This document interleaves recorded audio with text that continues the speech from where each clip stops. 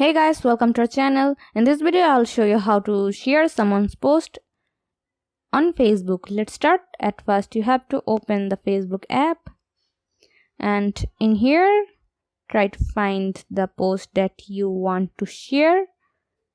Once you have find the post, just tap on share,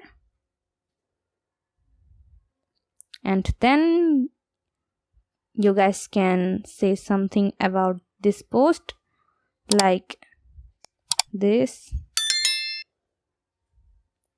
Also, you guys can change the audience by tapping here and then tap on done.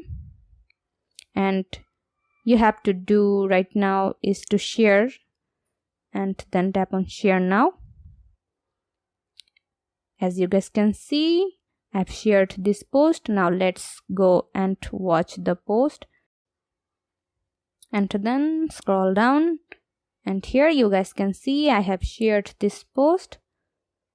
In that way you guys can also share someone's post. See how easy it is? We put lots of effort every day to make your life better through videos. If it helps, please subscribe and like. Until next time, bye bye.